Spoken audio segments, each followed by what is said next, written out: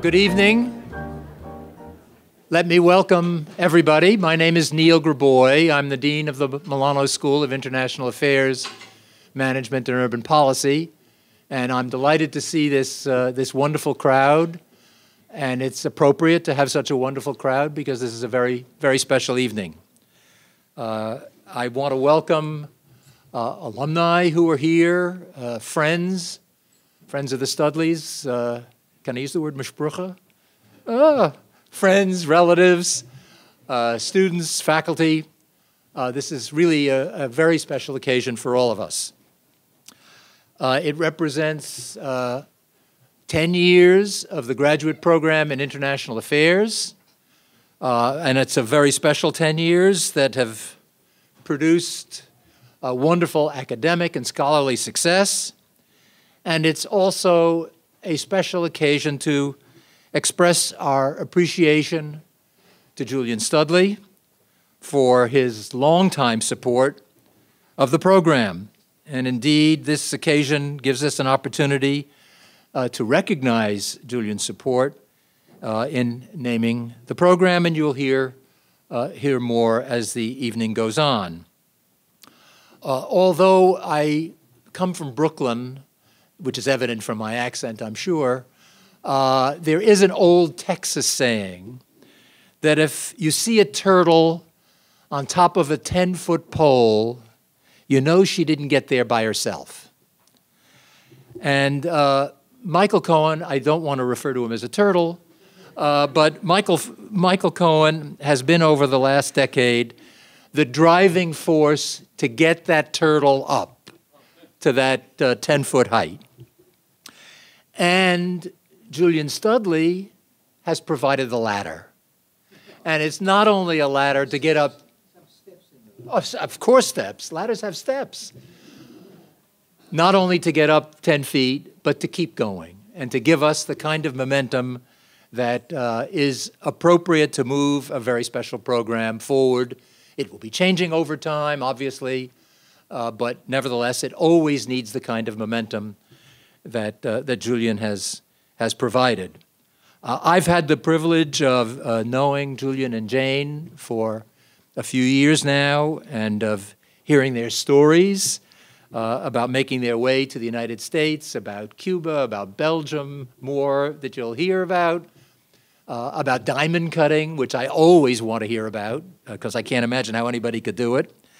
But Julian's career has really been a storied one, from learning to be a diamond cutter in Belgium to magically finding his way to real estate and to the New School, all of which are good fortune for the New School and for all of us. But one of the features, I think, that's always been characteristic of Julien is his focus on improving the human condition. And I think given what the New School represents, that responsibility, that assumed responsibility of responding to the needs of the human condition are very special and dear to us. Julian's story, Jane's story, is an American one, one that always recognizes the importance of the ladder, if you will, in providing extraordinary success. Yogi Berra, who happens to be my favorite philosopher, actually said something that I thought was quite appropriate. Namely, usually I don't understand them. I mean, it's like Wittgenstein. You read it and you think you understand it and you have no idea what's being said. This one I can understand.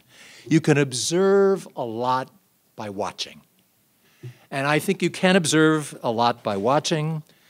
And if you don't know where you're going, you'll get somewhere else. Well, we know some people who know where they were going, they got there, and we're all blessed by having such friends as the two of you. You didn't know where you were, okay. Julien said he didn't know where he was going. He got to the place deep in his heart he wanted to be. So with that introduction and welcome to all of you, it's now my great privilege to introduce the president of the New School, David Van Zandt.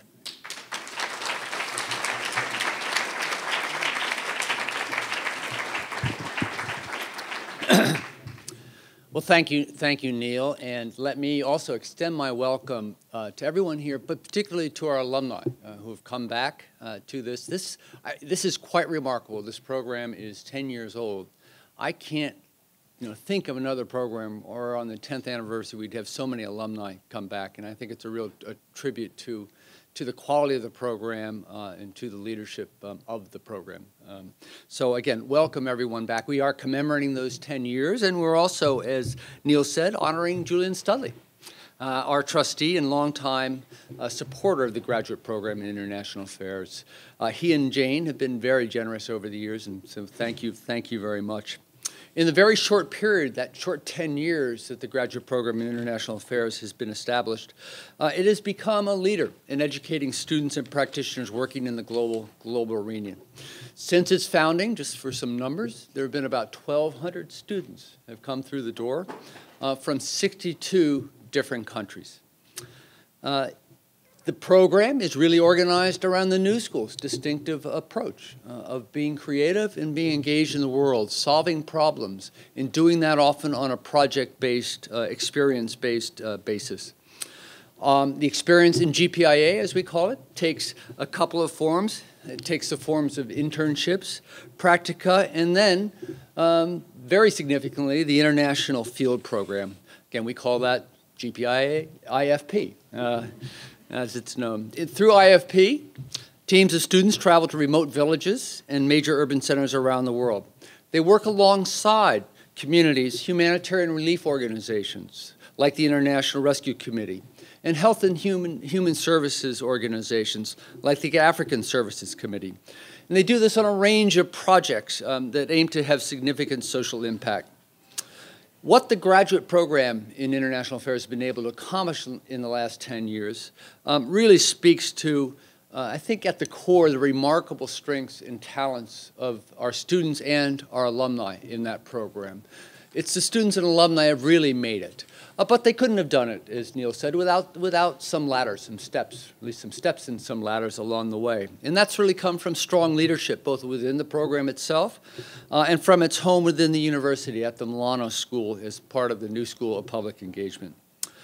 We've also needed champions like Julien and Jane to build that ladder of support for the program.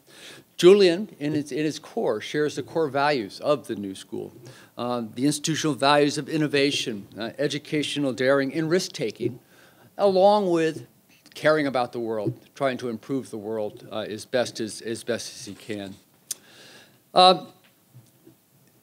It's my pleasure to announce that this evening, in addition to commemorating the 10th anniversary of GPIA, it is also the naming of the program. The name will be the Julien J. Studley Graduate Program in International Affairs.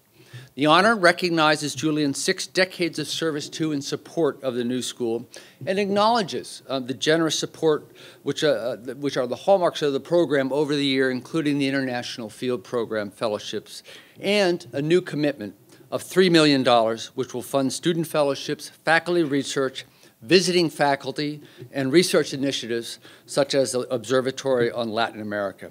I ask all of us now to join in thanking Julian for his support and the naming of the program. Julian, please.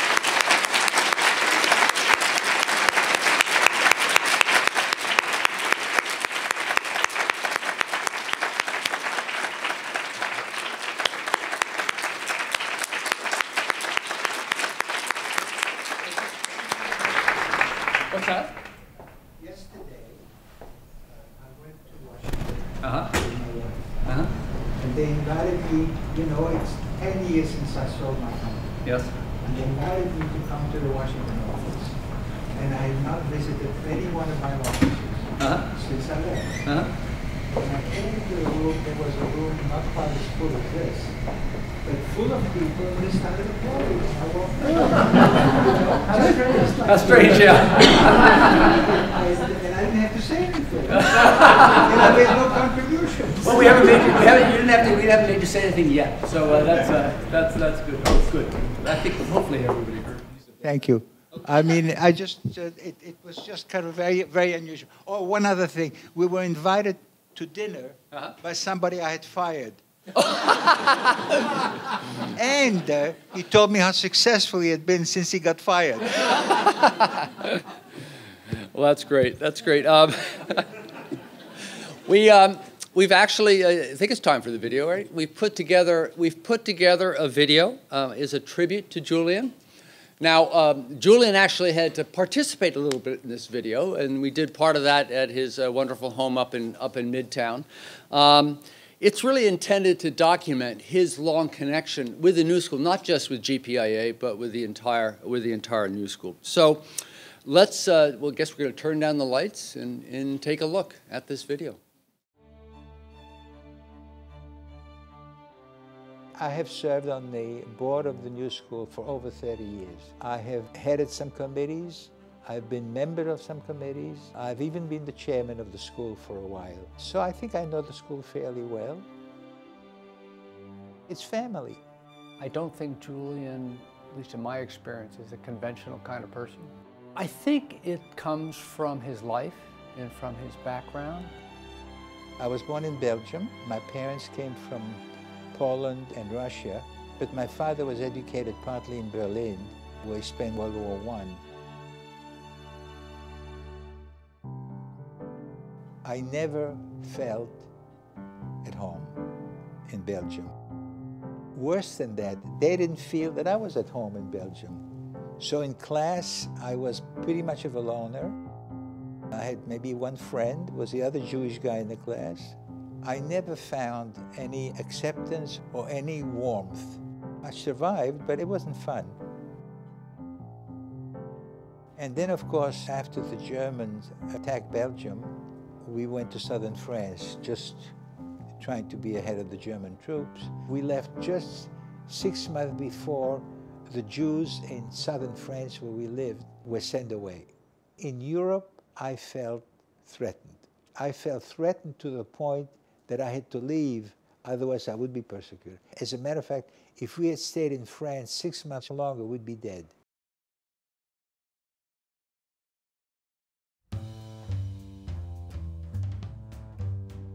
I came here in 1943. I came here with my family. I was fairly young at the time, about 16. Basically, I felt comfortable here in the United States. People would accept you if you're a foreigner.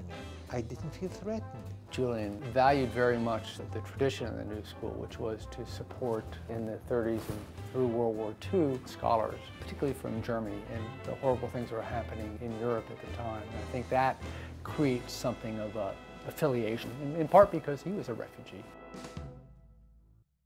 When I came out of the Army, I was in the 2nd unit with a bunch of kids from New York, all of which had gone to college.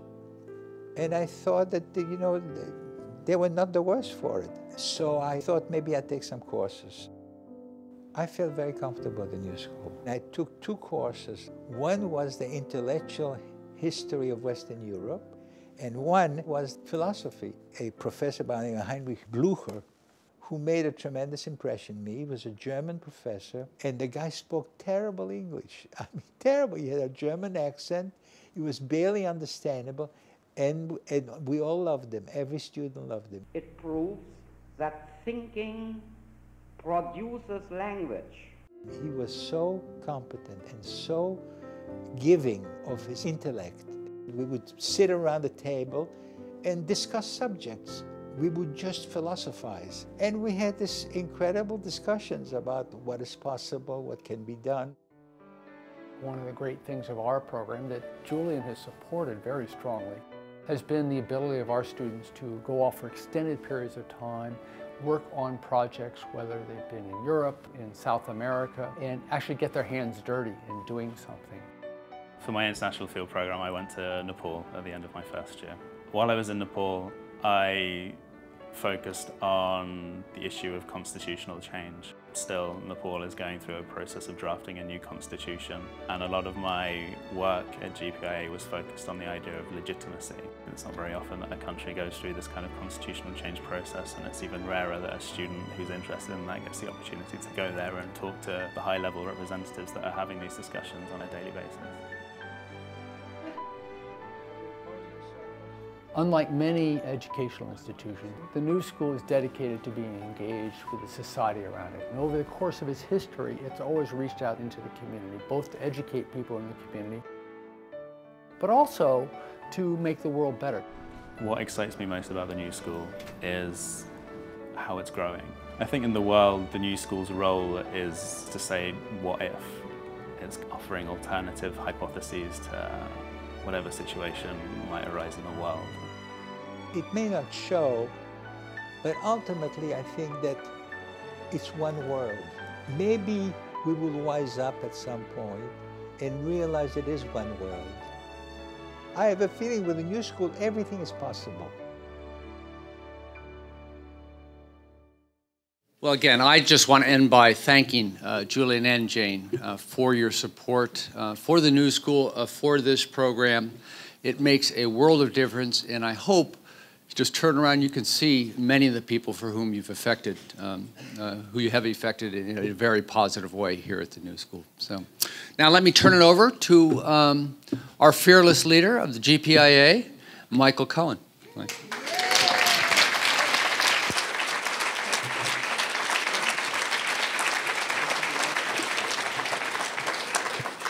Thanks, David. Thanks very much. It's really a thrill to see everyone here, to see people come in from different periods of time in the past, and to see how everybody sort of goes on and learns and does new things.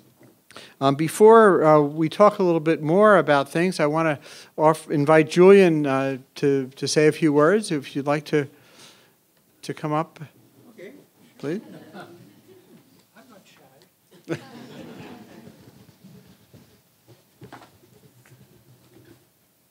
Oh, you mean I'm supposed to say something? Okay. Well, let's see. It was, you know, if it wasn't for being drafted in the Army, I would have never gone to school at all. But in the Army, by the time I got there, I had started to work in real estate, and after working in the diamond business, which isn't really that much fun. You know, I got into the diamond business because the high school that I was going to in Cuba went on strike against the government. When I told that to my parents, they didn't take me seriously. So I had to take them to the school to see. The school was occupied by the students. It was somewhat familiar to me recently. But they really occupied the school, and it never reopened that year. So I learned to cut diamonds, and after a while I wanted to go in real estate. And it was a struggle, you know, it was a struggle. And then I was in the Army. Then I went back to my old job. Then I said, you know what, I should try to do it on my own. And I started in a walk-up.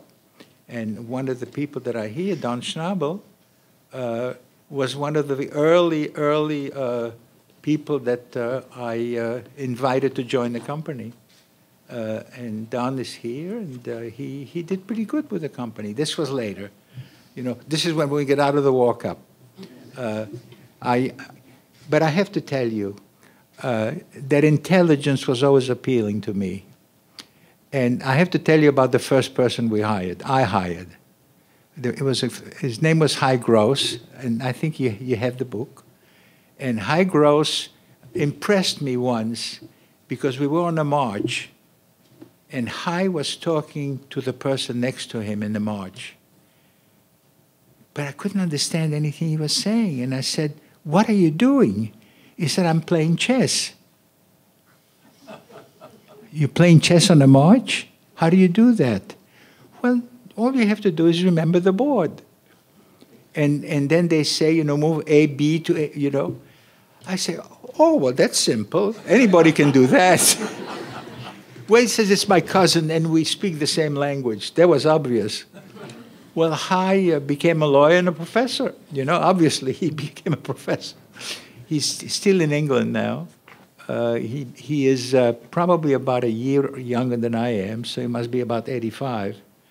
And he wrote a book about justice, you know, which is a serious subject about questioning our right to judge other people of our race, of our, other human being. Can a human being be just to another human being? And is it fair to punish people?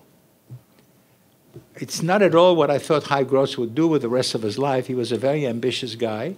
He made some money. He went to school. He's still in England, at Oxford. And, okay, let's go back to the new school for a minute. I couldn't leave it here. It's very simple.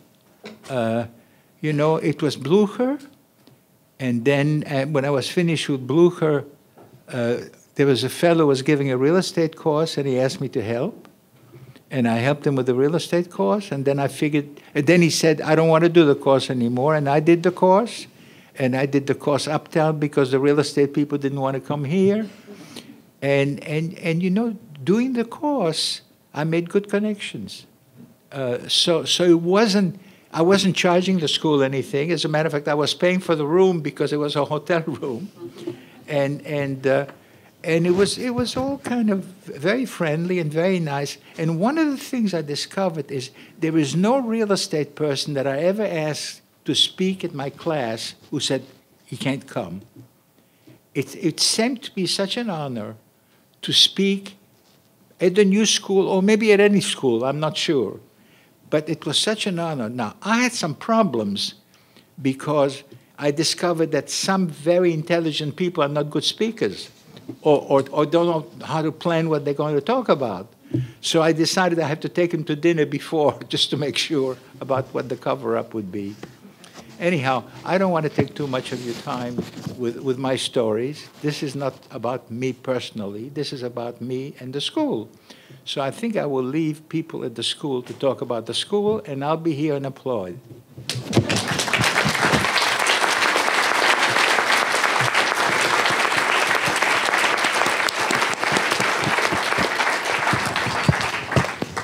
Thank you very much, Julian. I was thinking about what might be said this evening on this sort of anniversary, 10th anniversary and celebration of who you are, what we have done together. And there are a lot of things that need to be said. First of all, as was implied in Neil's remarks, building the GPIA has really been a collective effort. When I look around, I see so many faces, students who came in and said, this should be better, and why don't you do this?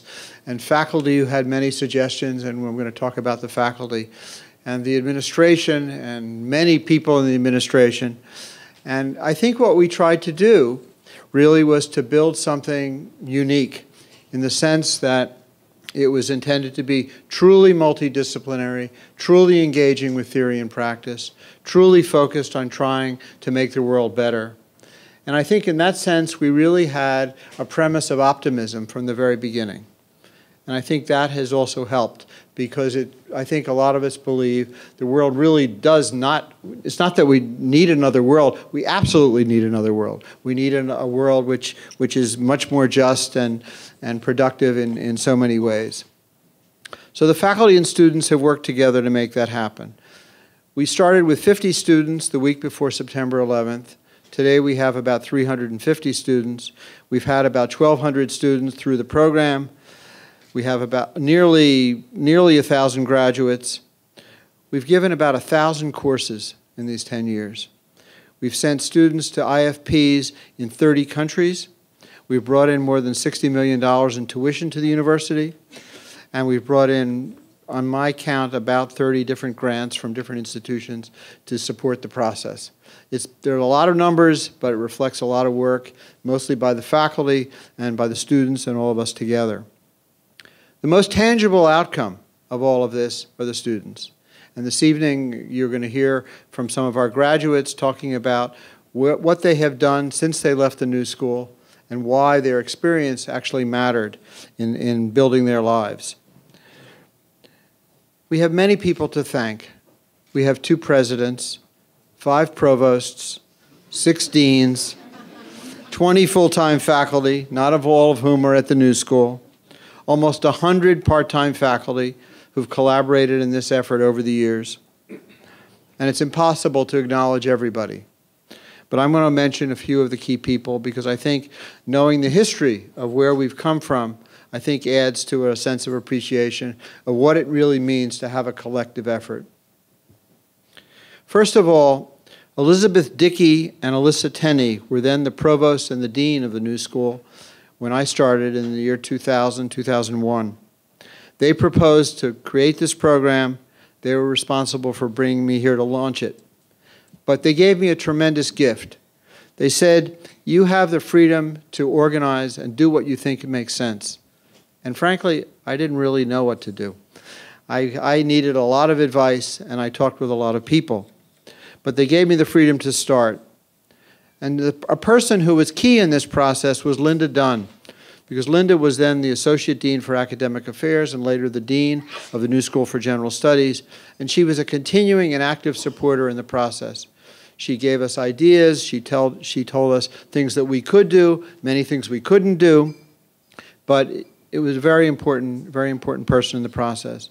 Anne Louise Shapiro was the Dean of the New School for General Studies at the critical moment when our faculty switched from being part-time to being full-time faculty. And that really changed the whole context, that you actually could make a living or try to make a living with a full-time job teaching in our program. That was an important substantive and key moment in the process. And it laid the foundation for bringing in many younger colleagues who were extraordinarily bright. A key player in the early days was Jerry Ann Brusati. She was the director of admissions. And I remember the first day I started in the job, she came in and she said, Michael, your first job, above all, is to bring in students. She scared the hell out of me. And Jerry Ann, along with her staff, and included in that staff at the time, Anita Christian, who was here, and later Merida Escandon, who's the Director of Admissions at NSPE. They've all made a tremendous contribution in this whole process. How we modified the admissions process and built the program was deeply supported and affected by Stephen Collier when he took over responsibility for the admissions process years ago. I don't know if you even remember back to those years, thinking how are we going to bring in students, how are we going to assess them, how are we going to award financial aid. And later by Phil Acrey's very able management of that process, as he decided that the only way that really we could connect to students before they came was to talk to everyone. And we went back to every student and tried to communicate and make them understand that we were serious about their own ability and fit in this place. Last night, I participated in my 76th public information session for students, for prospective students. And we've learned in that process, and many of you were in those sessions, that those moments meant a tremendous amount when we tried to convey who we were and what we could do, and what we could do together. I'd like to also thank David Van Zandt and Executive Dean David Scobie and Dean Neil Grabois for their continuing support. The environment's changed. You're here and you're in it now, but all of you have really helped us and build the program as we continue to go ahead. I'd like to turn a little bit to the faculty. They're too numerous to mention, but they're not going to get away unscathed. Nina Khrushcheva has been with the program from the very beginning and was a very highly valuable colleague in helping build the media and culture concentration, and later worked with Stephen Collier and Lily Ling in the thesis workshop. Lily Ling has been with us for many years and has continually reminded us through her own work on the substantive need to challenge dominant paradigms in research in this field. And she's demonstrated that you can do it, and you can ask critical questions, and that it matters. And we're very proud that Lily is the Associate Dean for Faculty Affairs in the New School for Public Engagement. David Gold has been a steady presence in teaching economics and advising many students. A number of people came in the room this evening and said, "Where's David?" And I think that was a good indicator of his importance. Stephen Collier has demonstrated through his own personal example that superb scholarship informs outstanding teaching. Sakiko Fukuda-Carr brought her extraordinary experience and thoughtful perspective to the GPIA. And she insisted from the beginning that we increase the rigor in the program and that we be more demanding of our students. Mark Johnson has built upon the practice component of the program, extending the earlier work of Jonathan Bach, and has helped to distinguish the GPIA from other international affairs programs. And I've relied on Mark's judgment, excellent judgment, on many issues. Fabiola Berdiel, a graduate of the first GPI class, has taken responsibility for the IFP and has expanded the program. Jonathan Bach, now head of the Global Studies program, made many important contributions to the GPIA during his term as faculty and as associate director of the program. And a group of more recently recruited faculty, some of you don't know, are here, including Sean Jacobs and Tina von Schnitzler, Manjare Mahajan, Chris London, Tara Lawson-Reamer, and Robert Buckley, have enthusiastically joined our enterprise and has already made a huge difference.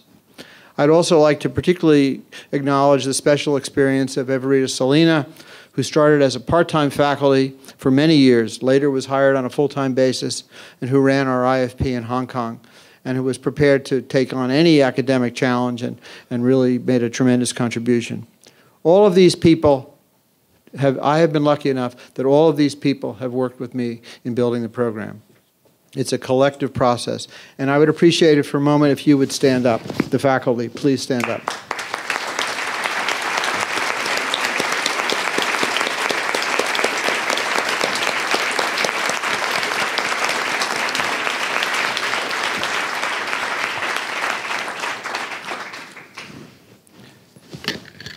Central to this process has been the role of Phil Acree, who is the assistant director of the GPIA.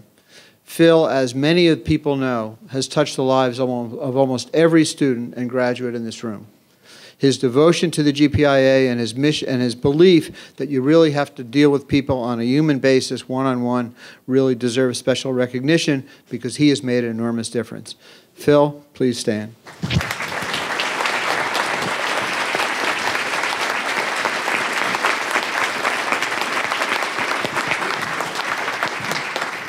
Three key people have joined the GPIA in recent years. First, Nana Moakusi, who's taken the job of Executive Secretary with enthusiasm and great care. Her contribution to make the place work is enormous. Andrea Kelsey has shifted from the Milano Management Program to GPIA and brought many skills, and you'll see some of these this evening in the presentation. I'd also like to thank Christina McElderry, who has given us administrative support for many years. And I would particularly like to mention Francisco Tezin from the Development Office, who's accompanied us on many of these struggles and helped us mobilize things. Francisco, thank you very much.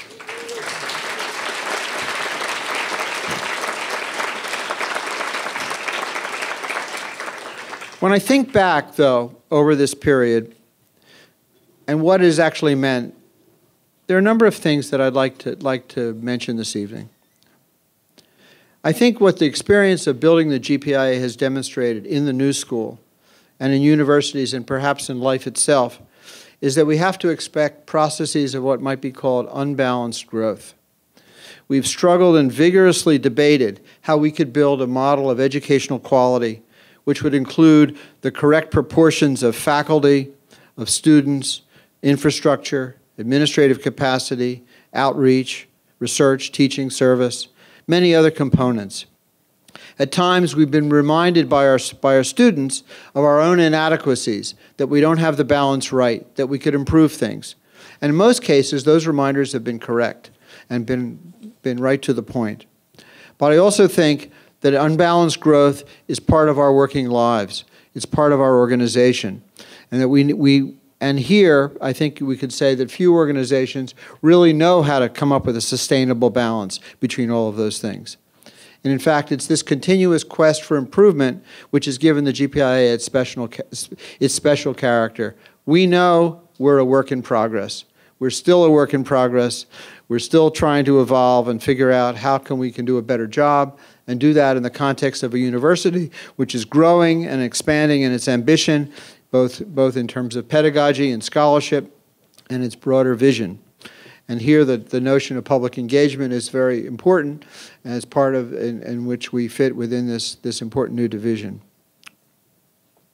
Our response as a GPI faculty to some of the uncertainties over the last few years before the change in administration was really to stick to business, to go back to the question of educating students, to believing in working individually with students, to try to make a difference, to deepen the IFPs, to develop new creative programs like the Observatory in Latin America, to work with other parts of the university.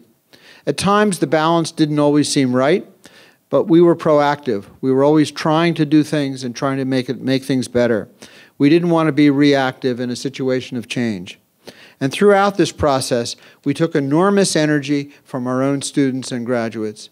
And I think it's really to the tribute of the students and graduates here who urged us, who pushed us on to do things and try to do things better. So I'm extraordinarily grateful to the university, to our current academic leaders, as well as to those who came before, because we've benefited collectively from this whole process. And I really like to thank them for the high degree of confidence that they've had in me and in the faculty, because it's, we've really tried to test the system in lots of moments, and we appreciate the confidence.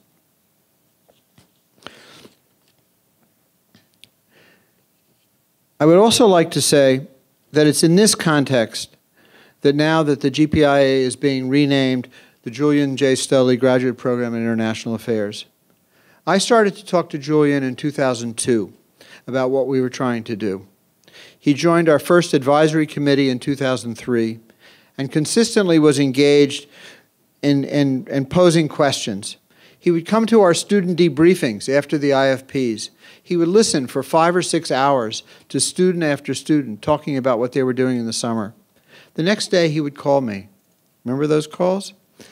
He would call and he would say in his quiet but insightful manner, "Don't you think you could improve the quality of student preparation?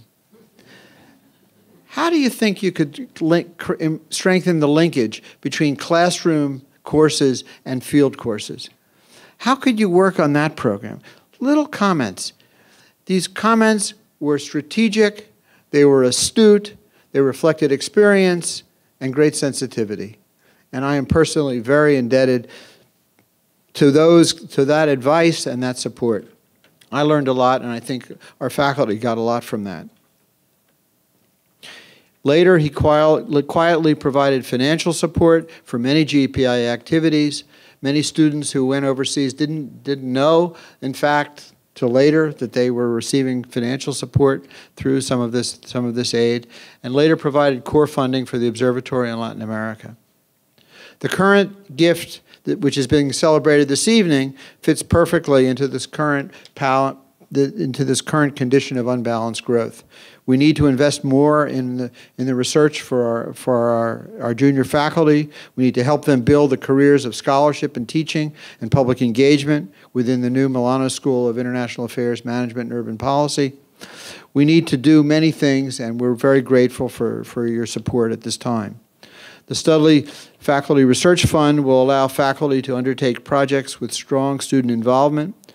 This gift will also allow the Observatory in Latin America to expand its work in the region, expanding its partnerships, and trying to bring more of the exciting Latin American experience to New York and to the university. The gift also provides funds for further improving the quality of the IFPs and for a Studley Faculty Fellow, of whom the first is Bob Buckley, who's here this evening. Julian, your confidence in the program and your advice has been invaluable, and we are proud that the program will now bear your name. Thank you.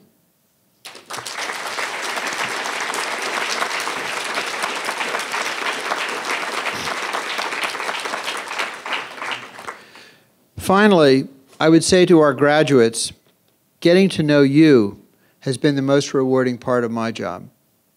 Hearing your stories, hearing your hopes, your worries, lots of them, sharing the celebration of your accomplishments, that's really become the best part of my working day.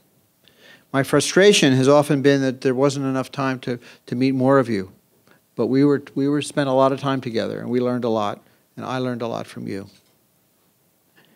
All of this work has occurred in a decade of enormous change, going back to 9/11, changes in politics, in foreign policy, in the global economy, the natural environment, culture, technology.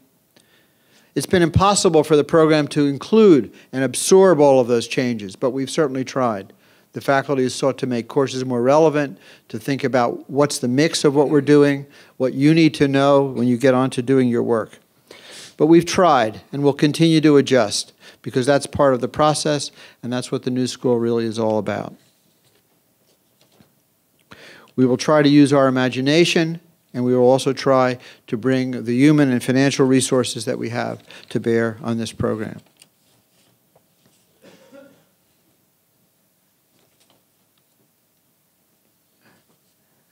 Before turning to the next part of the program, I would personally also like to acknowledge the daily advice and support of Margarita Gutman, with whom I've discussed the GPIA and its many challenges over hours and hours over these years. Her wise counsel has been critical in my own approach to building the GPIA. Thank you.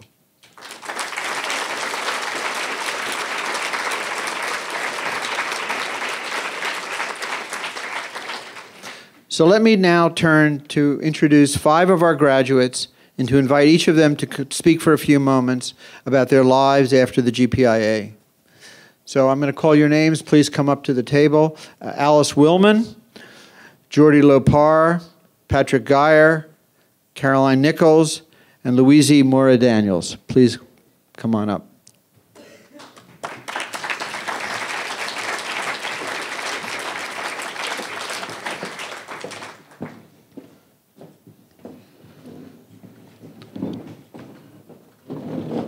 They're gonna speak over here. Yeah. So first, I'd like to invite each of you to come over to the podium and speak. First, Alice Willman, who earned her GPI degree in 2004, and then a PhD at the Milano School in 2008, and who now works at the World Bank. Alice Willman.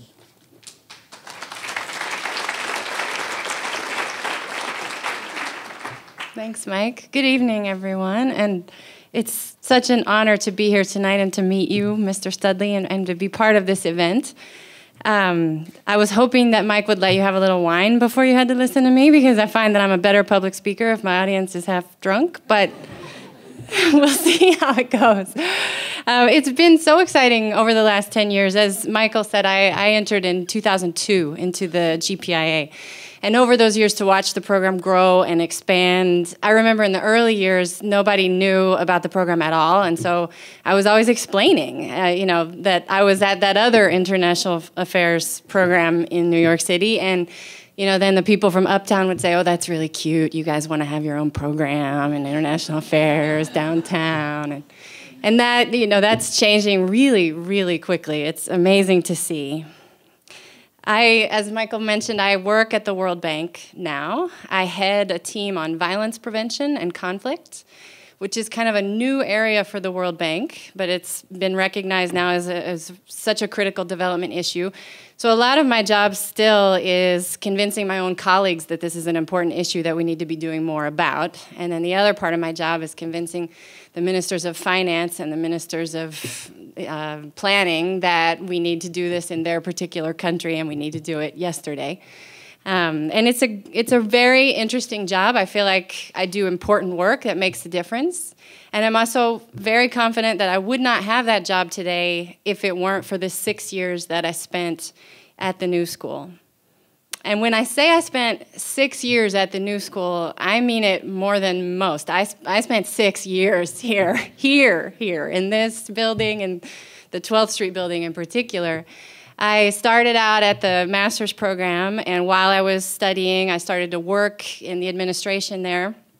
And then I went down the block and decided to get my doctorate at Milano, during which time I was teaching down in the international affairs program. And I also, my oldest son practically grew up here. A lot of you would remember him, if you can believe it. He's in 2nd grade now, which is crazy. He's we always used to say he's class of 2030 GPIA. And when I reflect on what it was about my 6 years here that I really use every day and that I take with me, I remember some of the courses I took, and I think, I use some of that material from time to time. I know where to look it up when I forget it.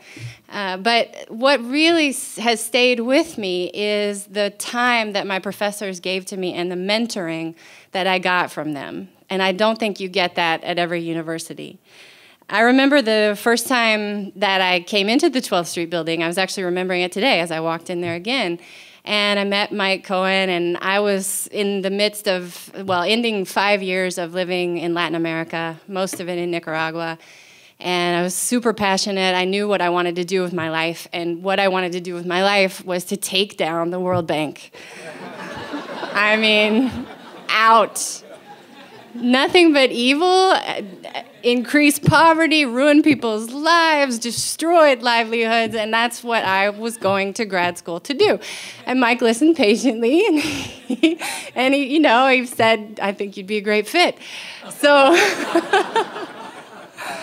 And as I mentioned, 2 weeks after I defended my dissertation, 6 years later, I signed a contract with the World Bank, and that's where I am today. But the transformation that happened over that period, and to be fair, I'm still trying to take it down. I think that there are pieces of it that need to go. But I've learned, how to work from the inside for change. And that is a result of the time that I spent with some very good mentors here that taught me first of all, how to think critically, how to see nuance in things, how to understand complexity. They would ask me I had long hours in Mike's office, in Alex's office, in Lily's office. I can't name everybody's offices I spent time in, but being asked questions like, well, how do you know that? And how do you know it's not this way? Have you read this book? Have you talked to this person? Have you thought about it that way?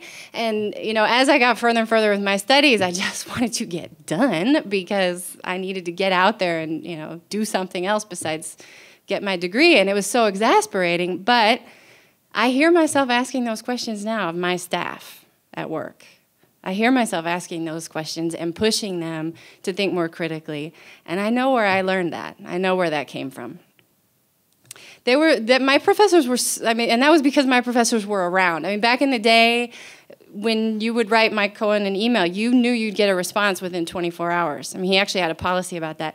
I'm sure you're not able to do that now because there's more email than there was 10 years ago in general, and there are more students. But that's, testament to how important it was.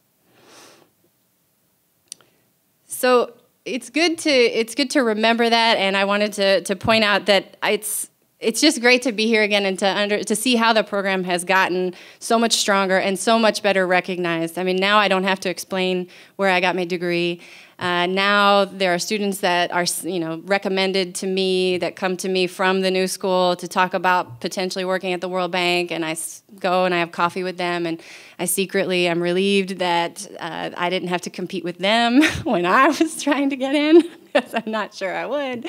I think the quality is definitely going up, and I'm more and more proud to have this degree. So I'm proud to be here tonight, and I'm proud to be a part of this program, and I wish you the best of luck moving forward.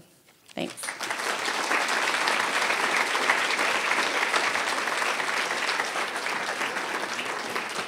Thank you, Alice. Next, I'd like to invite Jordi Lopar, who came to the GPIA with a law degree from Barcelona, and he was working on human rights in Latin America at the time. And Jordi now directs the New York office of the UN Volunteer Program. Welcome.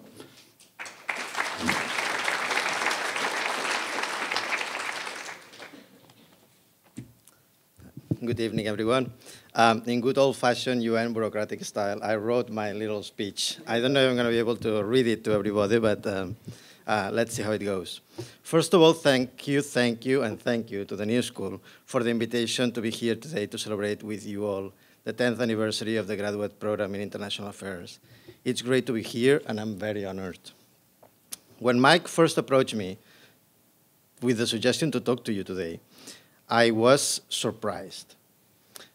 And not that I was surprised because I have an excellent command of the English language and that I'm actually one of the brightest students that the New School has produced.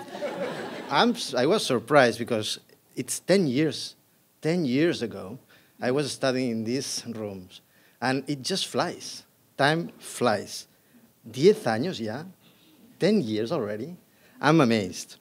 It's still so fresh in my memory, the first meeting I had with Mike when I was making my case to get accepted at the new school. It's still so fresh in my memory, my first class with David Gold. You mentioned David Gold before. David should be fine because I'm actually remembering it very fondly and with a lot of positive tones.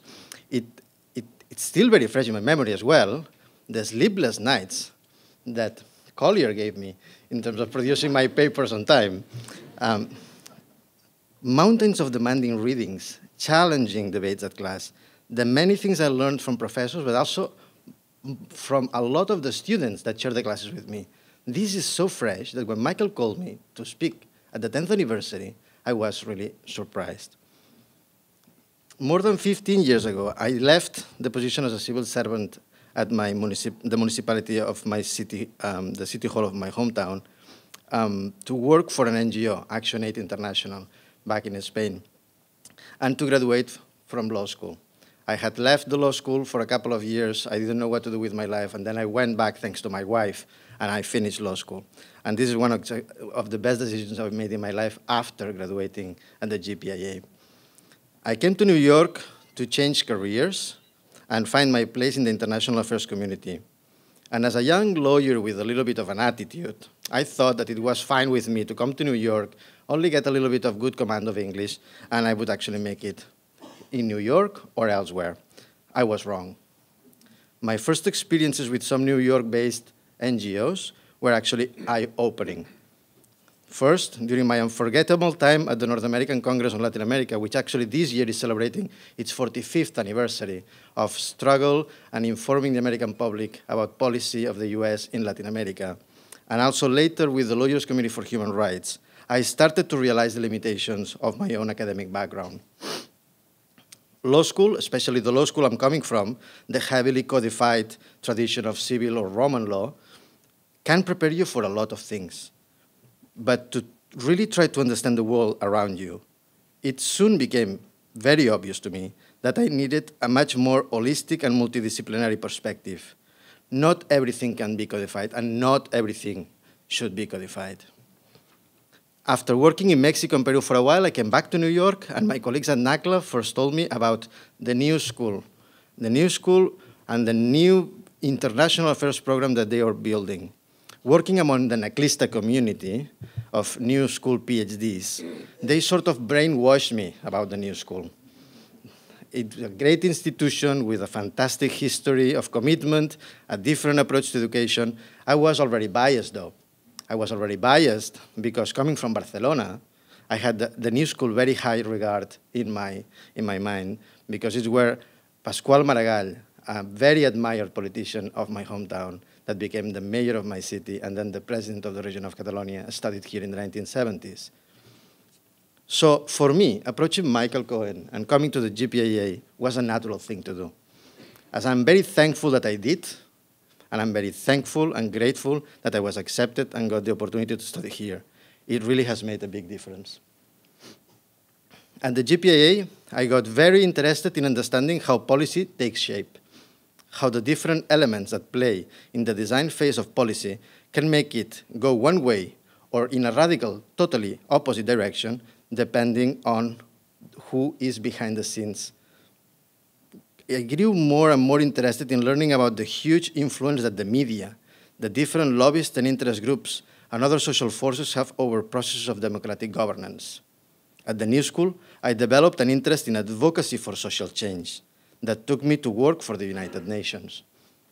There, always in roles related to campaigning and advocacy, the understanding gained at the New School on the importance of inclusive policy design processes has allowed me to contribute my modest 10 cents to the United Nations' ability to reach beyond the member states and to open up to other stakeholders in the way they pursue their mandate and deliver their objectives.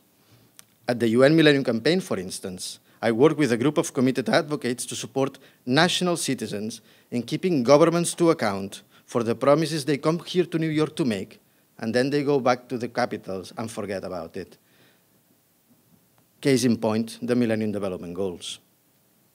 The Millennium Development Goals, that was the campaign rationale, would never be achieved if we would not be able to galvanize civic engagement and civic empowerment in the political sphere at the national level.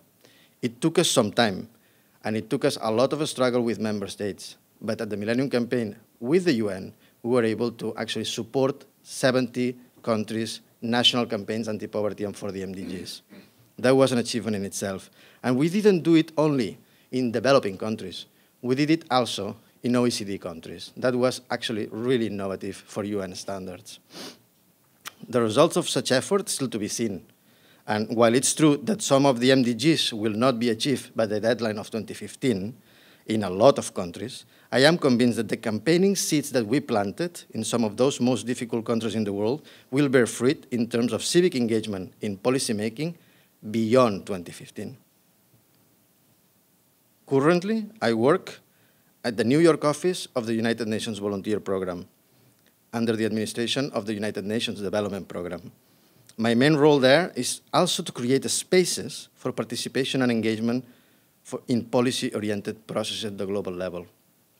Over the past few years, UNV has invested substantially in establishing partnerships with civil society, volunteer-involving organizations, and UN agencies and governments to engage people in communities, not only UN volunteers, but real people in communities in tackling their own challenges and in transforming the nature of their own development.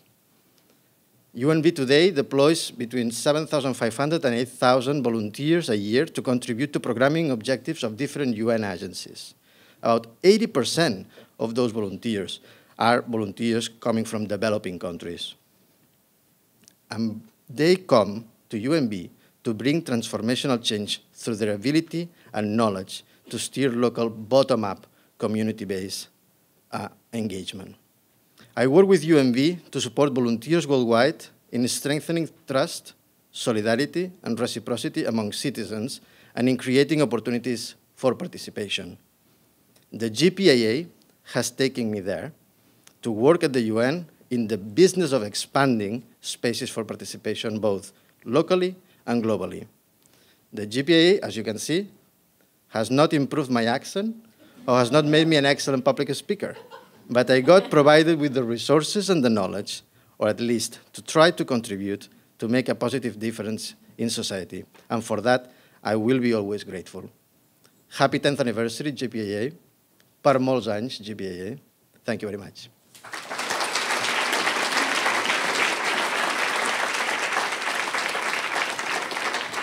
Thanks very much, Jordi. I'd like to invite Patrick Geyer, who concentrated on development when he was here and worked closely with Sakiko Fukuda-Parr. And he works now on the Measuring America project at the Social Science Research Council. Patrick.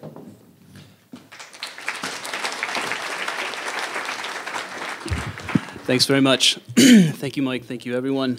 And thanks very much for the invitation to be back. It's really a pleasure to be back on 13th Street, back on 12th Street. I work in Brooklyn now, so I don't really come to the city all that much, but it's really a pleasure to be back. And as Mike said, I am currently working with a program called the Measure of America at the Social Science Research Council. I am their chief statistician. And what we do is we provide data analysis and tools for data exploration to help policymakers, advocates, researchers, and the public make sense of the geography and the distribution of well-being and opportunity in the United States. And also starting this semester, I'm also a lecturer in the Children and Youth Studies Department at Brooklyn College. So I've been trying to get used to being called professor, which is kind of a weird role reversal for me. But what I wanted to say is that it sometimes strikes people that I speak with as being a bit strange that after receiving my Master of the Arts in International Affairs, focusing on development and also on human rights, that the focus of my professional work since then has been almost entirely on challenges that we face here in the United States. And in fact, a lot of the focus of our work with the Measure of America is right here in New York and right here in New York City.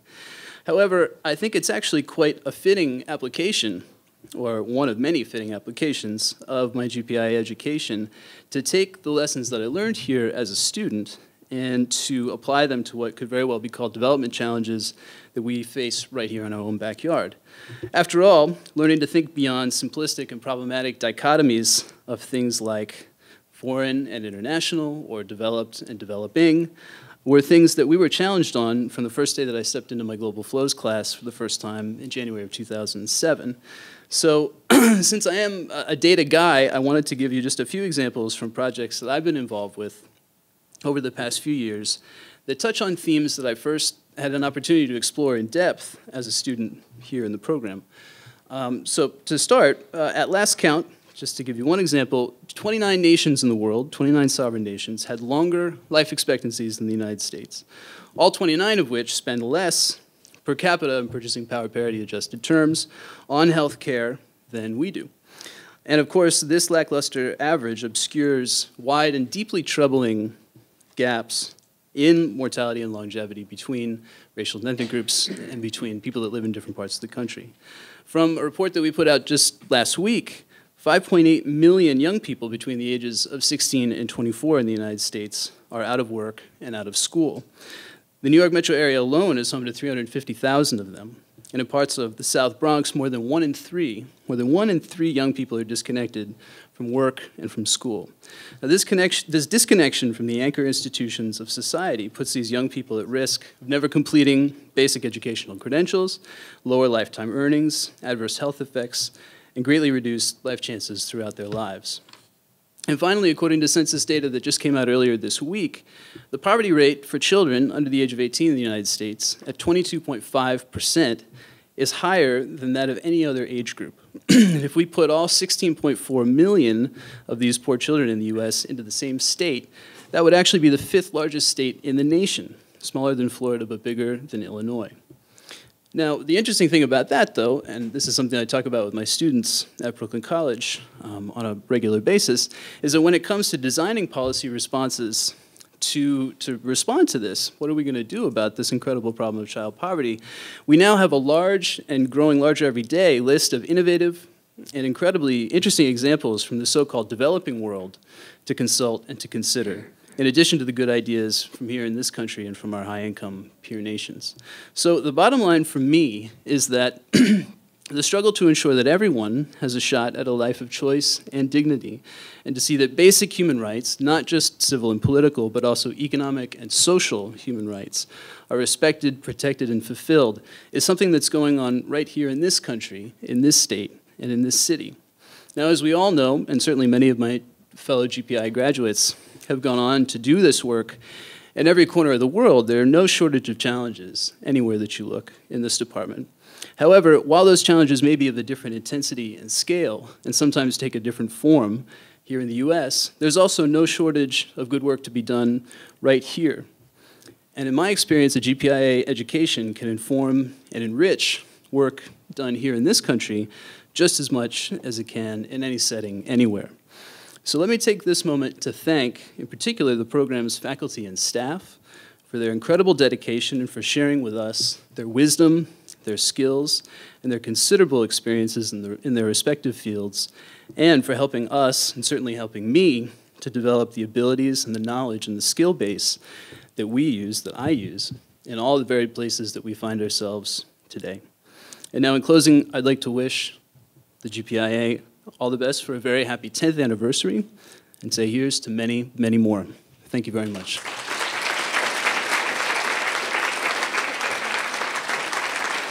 Thanks, Patrick.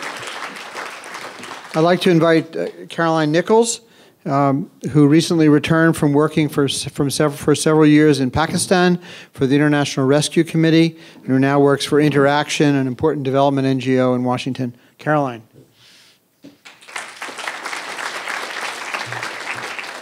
Thank you, Mike. I was amazed when I got the email from Mike. I mean, it doesn't feel like it's been 5 years since I was in the program. Of course, I guess when you spend 3 of those in Pakistan, time does fly. So since Pakistan's a hot topic these days, I guess I'm not really sure when it hasn't been in recent years.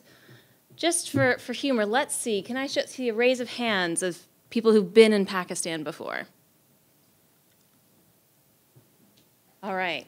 And how many people have been in Peshawar? All right. I just wanted to see how much I could embellish my story. I was preparing for this, and, the last time I spoke in front of any sizable group of people, it was August 2010, and when we, on the heels of, well, not even on the heels, we had an ongoing, developing, emerging emergency. And so I stood on the back of a pickup truck in our parking lot in our Peshawar office. There was no power. We had assembled as many staff as we could get, as many people who weren't actually actively trying to get their families out of the flood. And because there was no power, and we needed data to do anything, I verbally gave about 200 people a rapid needs assessment. And, we went through the process of who's going to go where, what are we going to collect, what do you do if you find X, Y, and Z. And it's kind of a moment in time that stuck with me, because what on earth prepares you for that? I was 32 years old. I still don't know exactly what prepares you for that. And I was thinking about GPIA with this, because GPIA did prepare me for this. GPIA taught me I have kind of three main learning points from GPIA. One, it was the first place where, that I had been where such deep critical thinking had really been encouraged. And, I'd worked at an NGO called Search for Common Ground. I'd worked at the Council on Foreign Relations, working on the Middle East and energy security issues. But I'd never actually been exposed to this sort of critical thinking before. And at first I was completely intimidated. You expect me to think what? Or you expect me to ask why? I had no idea how to begin responding. But as time went on, and as the 2 years went, I began to feel empowered. I thought, I didn't realize that, that my thoughts or that my analysis was really ever worth anything. And that's a huge lesson to learn.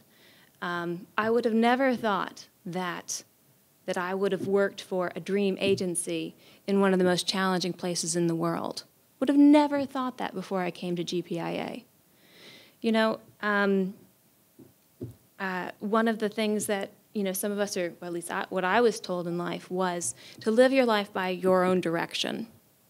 But I didn't actually ever think that applied to me until I came to GPIA. I didn't actually know. I came to GPIA wanting to get into humanitarian relations and humanitarian affairs. I wanted to be a humanitarian. Did I think I'd get there? No. I didn't think I'd get there until I got there, right? Which is something else that GPIA gave me. It gave me access. Through the summer field program, I was lucky enough to actually get connected with my dream agency, the International Rescue Committee. And I'll never forget it. It was, at the time, it was a blanket internship. And so you interviewed, and then they assigned you a country. And I thought, gosh, I speak a little Arabic. I can write a little Arabic. I speak some Spanish, a little bit of French. I get the phone call. We'd like you to go to the North Caucasus. The where? My geography's bad, but not that bad. Chechnya, in case anyone else is wondering. And I thought, what on earth am I going to do in Chechnya? But it was fantastic. It completely changed my life. I was amazed. I was honored. And that would have never happened without GPIA. And most surprisingly, I survived.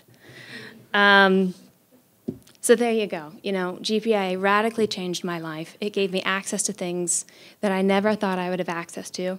It gave me access to myself. I had no idea what I could do until I came to GPIA. So really, that's what I have to say. Thank you to the faculty and staff, and thank you to all of my fellow students.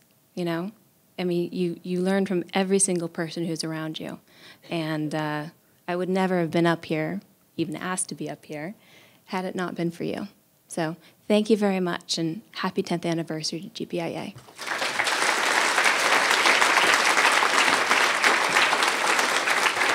Thank you, Caroline. When Caroline went to Chechnya, she had a 24-hour armed guard for 2 months as part of that internship. And just by chance, I happened to be in Dulles Airport when she came home. And I saw her mother meet her at the airport, just happened by chance. And her mother really couldn't quite believe that she had come home, you know, and we were very happy. But that didn't faze her. She went on to Pakistan. I'd like to invite Louise Moore Daniels to come up. Louise is a graduate from Brazil. She's been working at UNICEF and has been involved recently in the publication of 2 books on poverty and children's poverty and the global crisis. And told me today, next stop, she's going to Mozambique. Louise, please.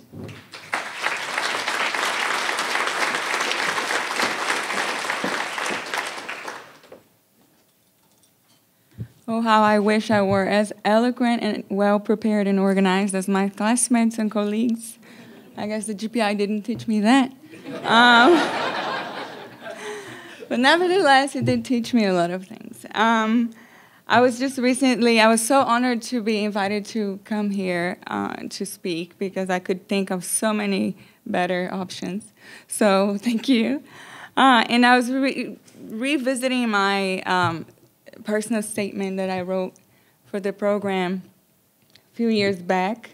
And it was really interesting to read, you know, the words of younger, you know, I don't want to say how many years younger Louise, but I was reading that and I was thinking how that could sound so naive.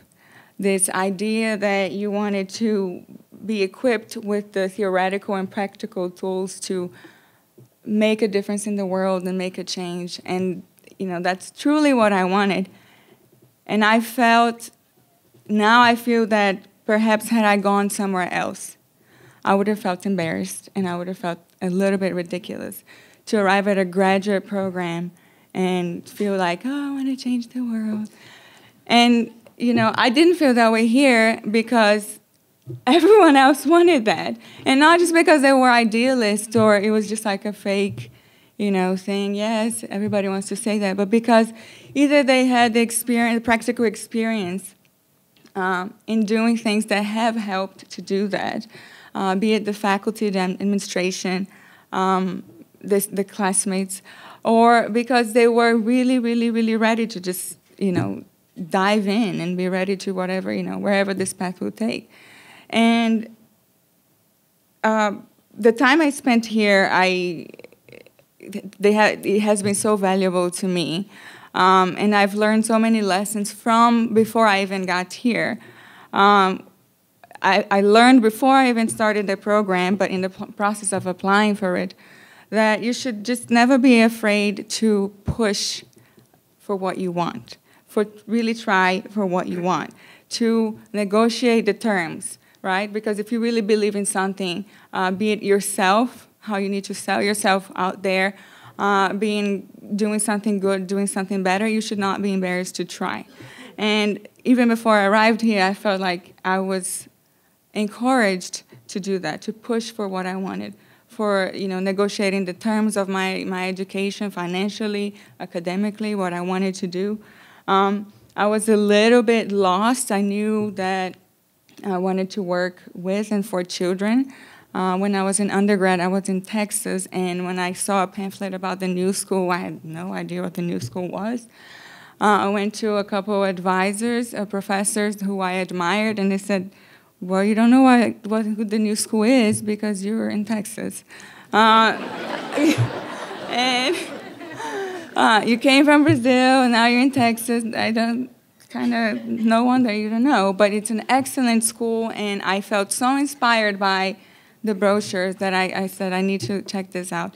And the program proved to be, as my former classmates and colleagues have said, a place where it really pushed me to be very rigorous, thanks to Kiko, and all of the others, but to really, really, really think critically, analyze, everything that you read. I remember some of the assignments that we had, some authors and some experts that we hadn't been accustomed to, that we didn't really know about, and we're reading that, and we're wondering, why did Lily assign this, or why? And you're wondering, and then it was, it's great, something that you completely disagreed with, and you weren't really sure. You're trying to think, and that was, throughout the program, with all my classes, theoretical ones to more practical ones, that was a huge part of the program, and that has made a big difference for me in my work every day. So I was also pushed in this idea of pushing for what you want, and trying to find yourself, because you arrived, many of us arrived here, some of you arrived here knowing exactly what you wanted to do, some of us had zero ideas, some of us, yes, we want, I wanted to work for children. I was studying psychology. I thought I was going to get a PhD in child psychology, and things changed a lot because I figured I wanted to work more in an international scale and more at a macro level. And I was pushed in a way, and I was encouraged to push for, where is it that you want to go? What do you dream of doing? Where do you see yourself in 10 years? And go meet with the faculty, speak with them about it, work with them. So push for the faculty you want to work with, push for an RA, a TA position, push for good internships, for a great experience on a summer program, an IFP. And that was always really rewarding for me, this idea that I'm trying, and there's a program, there's the faculty administration is behind, yes, try, push, go see it for yourself. And the go see it for yourself, Mike said that to me so many times. Well, I would come to him and say, well, so-and-so says this about this organization, I don't know. It's like, you got to go see it for yourself. You need to, make your own opinions. So once I left, I did a program, IFP, in Senegal, and that was a marvelous experience. I did an internship with UNICEF in Brazil, and I chose the practical route just because I was thirsty for just putting my feet on the ground and getting some experience, and that turned out to be pretty invaluable for me as I moved out of the program and transitioned into work. And my first job out of school was with UNICEF, which was rewarding for me because that's where I wanted to go before I came. And so I tried to, build the path and the trajectory of my degree in a way that made me valuable to this field, to this organization. And then I figured, all right, if it's going to be horrible, I'll learn it for myself. So whenever I discussed with my now former boss the attributes that were important, so much of it, so much came out about you're coming from a great place, which now has really established itself. For a while wasn't, and I'm so proud, and I've pushed it so much over there. But you're coming from a great place. You have some great experience, and I think that the PIA program counted a lot. My experience with IFP counted a lot. My professors, of course, were always there. So I'm very, very thankful for Phil, who always, more than anybody, pushed to the point of being annoying. That's his specialty. But I still love him. So in the journey of, I guess as a student, as a professional, you need to learn confidence. And I think that having the open door policies and speaking to everybody on many levels really helps you to learn so much. And you get out there. I remember discussing this with some of the professors. What does that mean to be a consultant? What can I consult somebody in on? I have no idea. Like, I felt like At some point, I felt the degree was too generic, and I was concerned. I would go to the faculty, and I felt so lost. And now I have learned to transform that. And I don't know if some of the students feel that way, that you don't feel necessarily like an expert on anything, and now you're more able to tailor in that way. But now I've learned so much the importance of being flexible and being just knowledgeable on so many things. Because every 3-4 years, we have to reinvent ourselves nowadays. The economy, whenever I graduated in 2009, great time to graduate, you kind of have to be creative on, okay, not in a way that you lie, but you're prepared in so many levels, and you need to be really smart to, okay, how has this degree prepared me? There's a certain level of flexibility that is based on a lot of knowledge and a lot of rigor. So when I started working at UNICEF, I'm sure that the work that I did with some of the faculty here was extremely helpful because I was working already with them in some ways. And one day I got a call. I was already working as a consultant at UNICEF. I got a call from somebody who wanted to submit a paper for one of the many UNICEF GPIA conferences that we organized. And this person wanted to submit a paper, starts talking to me and talking about child poverty. And because I worked on child poverty at UNICEF here, and she just, out of the blue, said, "Would you be interested in teaching a class?" She was the director of a children's studies program at Brooklyn College. And I was just so, what? And she's like, "Would you be interested in teaching?" I said, in my mind, I thought, if you're crazy enough to offer it, I'm going to be crazy enough to take the offer. And I felt, well, if I had learned so much here that I felt like I could do it. So I felt confident about it and did it for a couple of years.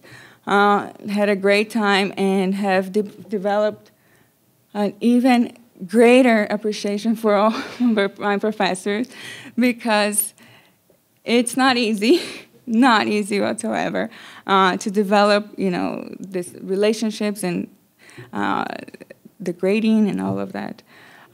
So now, not easy. We thought it was hard. The professors also have a hard time. So now I'm moving on. It has, I guess, paid off to be persistent again and push for what you want. I'm moving on.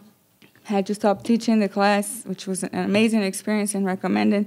Moving on with UNICEF to Mozambique, where I will be working on social policy issues, knowledge management and social policy.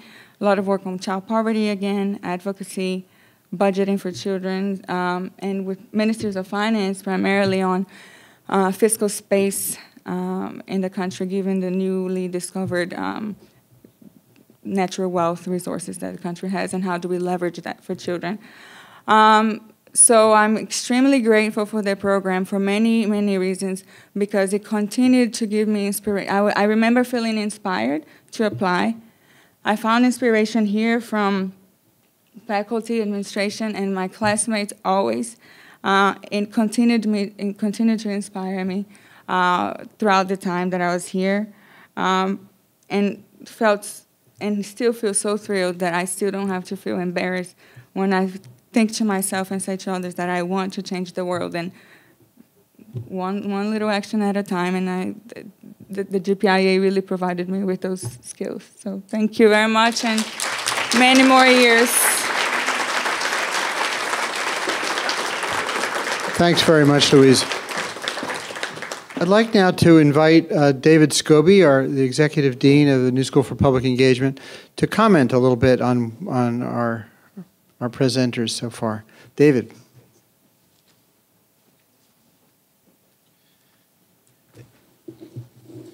Usually it's the job of a dean to welcome, and it would have been a great honor to do that. I was delighted that my colleague, Dean Grabois, played that role, and I get the honor of listening and responding to these students whose stories really embody the pulse and life and values of GPIA and of the New School.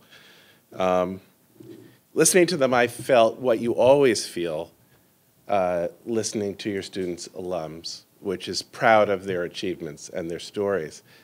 But I also felt what you only in the best moments get to feel listening to your students, which is humbled by their stories and curious about the worlds that they live in and wanting to go with them there, and inspired by the work that they've done, which just redoubles the sense of pride that we had some small role in helping to make those astonishing stories of work and life possible. I want to talk for just a few minutes in response to what they've told us. First, about what their stories tell us about us at the New School. And secondly, and maybe more importantly, what their stories say about them and the lives they've made, which we have had some small part in helping to enable. These stories, it seems to me, exemplify the different things we're celebrating today. First of all, they exemplify Julian Studley's values and generosity to the New School. When I hear Julian's story, both in talking with him and in that wonderful video, one of the themes that comes through is how this place has made a home for people and ideas who have been marginalized or who have been displaced. But in making that home, it's also made possible change and adventure, the kind of discomforts and opportunities to grow that the best kind of home gives you.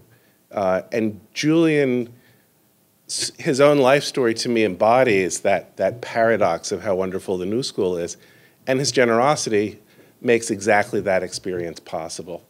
The support of a program that welcomes people into an intellectual home and sends them out and transforms them at the same time.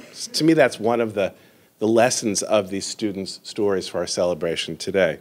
Their stories also exemplify, just in spades, the values of the graduate program in international affairs, the Studley program in international affairs. Its commitment, as Mike said, to interdisciplinarity, to an educational program that integrates theory and practice, and so is deeply innovative pedagogically, I think in the International Field Program, but in many other ways.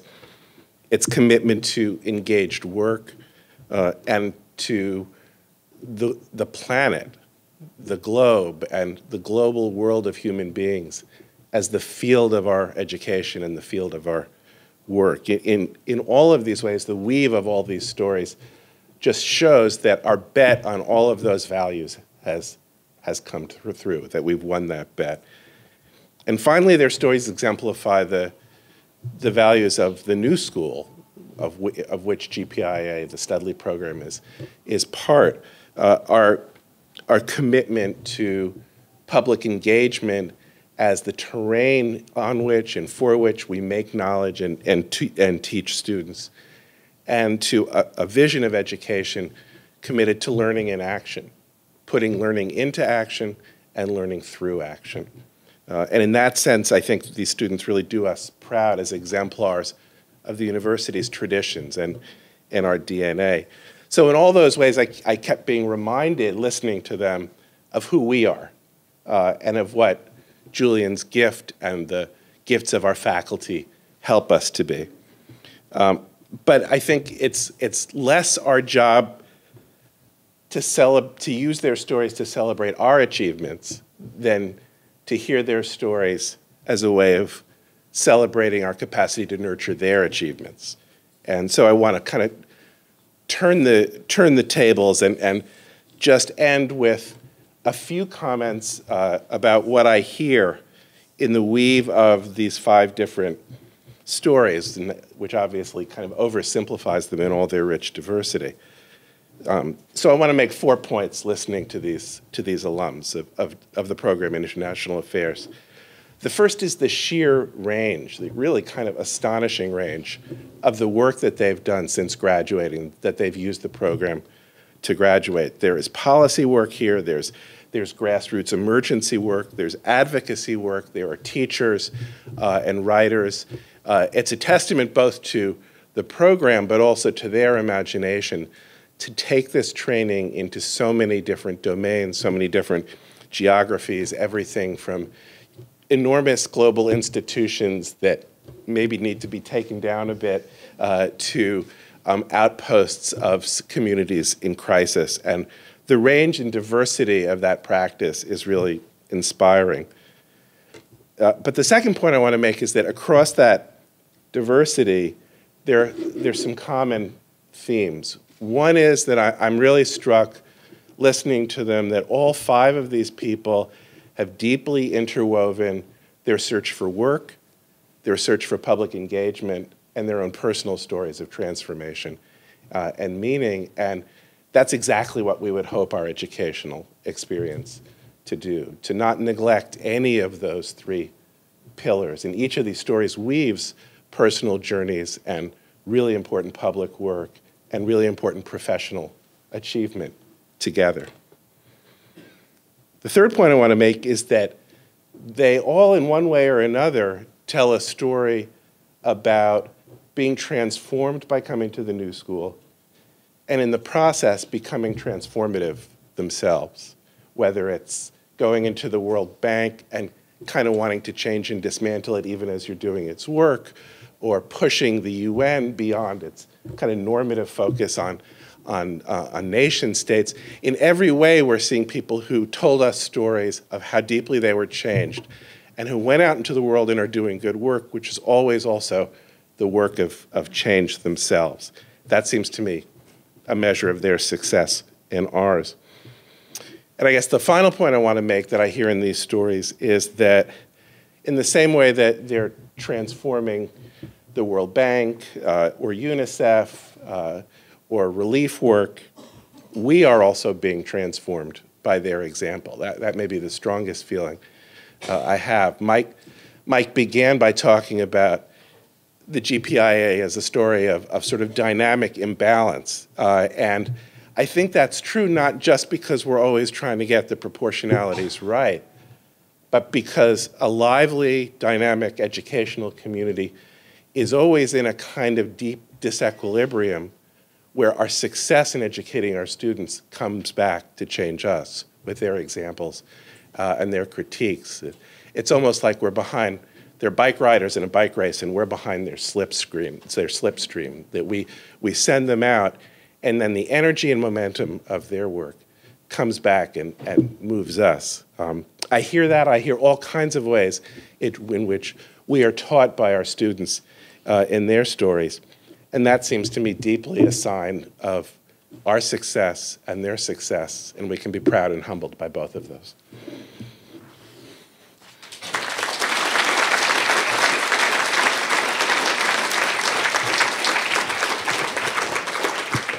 Thank you, David. That was a real gift. Thank you. That was wonderful. We're now going to show a brief video of the International Field Program.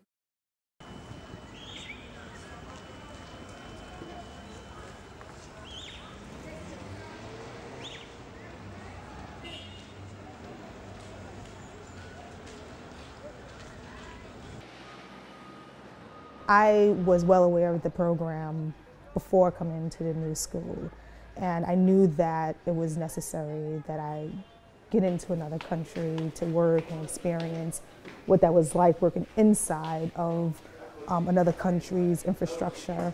So that weighed heavily on my decision to come to the new school. I thought I would be going to a different country.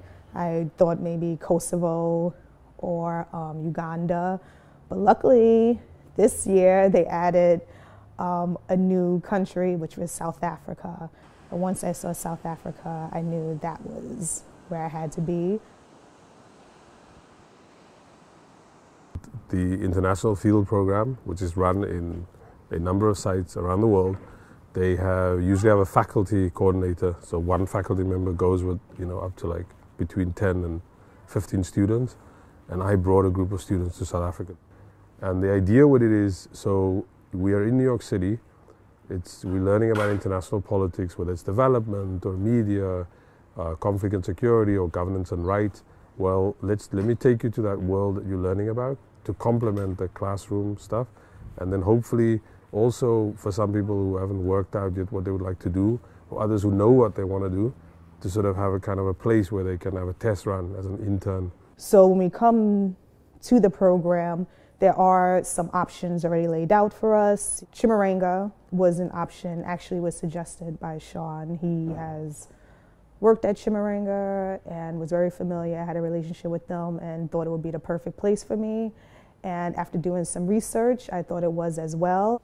I work on PASS, the Pan-African Space Station, which is an awesome opportunity for live artists, jazz artists to perform. There's a festival that happens each year. There's music from the angle of artistry, music from the angle of radical expression.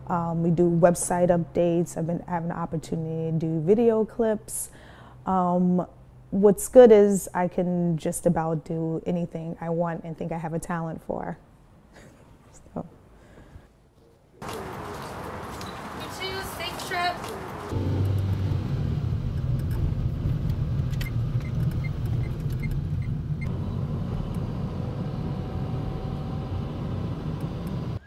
It's been a really incredible experience. It's been a lot of work, actually. We work here 5 days a week. We spend half the day working on internal stuff like curriculum reform and ways for Equal Education to implement media literacy education into the curriculum that they already have. And we've been doing videos for them. Trying to engage dialogue.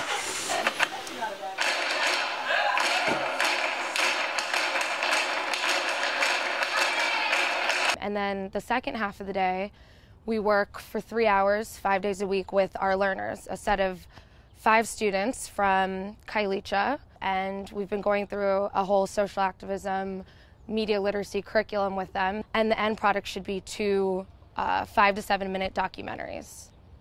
Check. Would you? Check. Clap.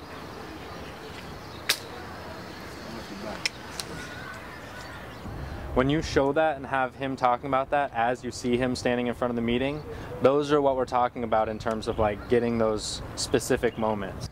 I mean, equal education is a social movement with a mass membership base, and the organization is an organization which campaigns for better schools and improved equality in the education system. What sets this project really apart from other initiatives is that you have students that are coming here and they're not coming here for 2-3 months to video equal education events and protests and specific issues and then put that on our website. That's not all that they're doing. They're coming here and actually what they want to do is train up equal education members, high school students from Kailicha to be able to take that work and do that once they leave. They're thinking about sustainability. They want this project to continue when they're not here. So I think it's important that we come to Kailicha every day and that we're in the community and we're around here to film. It's been the greatest part of my time here in Cape Town.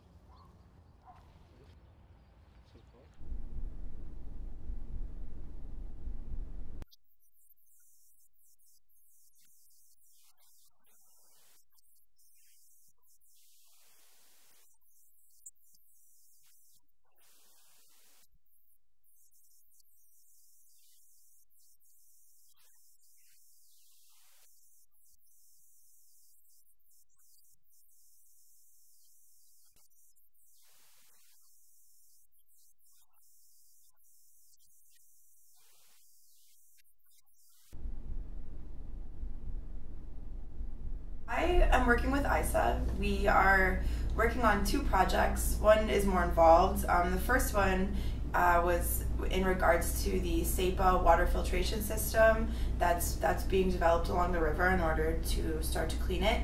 But our more involved project took place in Altos del Dorado, which is in Quilmes, the municipality of Quilmes, which is outside of the city of Buenos Aires, and in a low flood zone of La Matanza Riachuelo River Basin. people from low-income neighborhoods. They are trained by ISA engineers to install sewerage, piping, access to potable water, and in general connections to those basic resources. So we went into the neighborhood twice a week and just kind of went door to door and spoke with neighbors that live there, that have been living there, most of them for 20 plus years, and spoke with them based on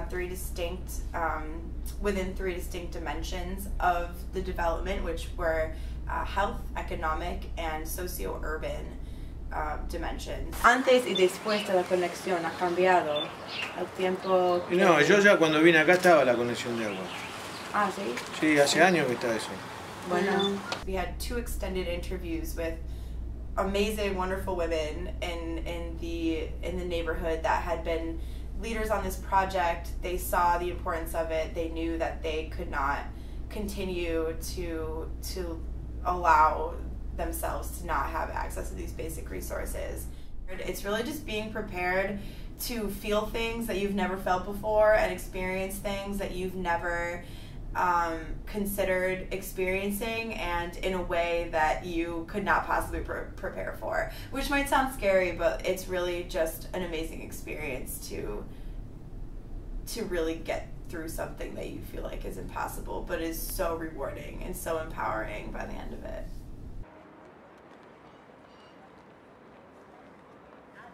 This has been a really great experience for me, mainly because I got to try out what I think I wanted to do, looking at economic policy and actually getting to go into an organization that does exactly that from the academic side, and to kind of get involved with that, doing my own research and talking to people here. And so that's been, I think, the main benefit, is being able to to meet with people here. Last week I got to go meet with the subsecretary of the Ministry of Labor to get data. That's just something that's not possible to do in New York. It's been a big benefit, also working with Martin, with his expertise. Well, the experience has been great. I had been in contact in previous years with a program, although this is the first year from ECLAC's office in Buenos Aires that we cooperate. The work has been mostly research. We're looking forward to getting a nice paper done on economic macro policies and labor market and urban development, comparing Buenos Aires, Santiago, and Bogota.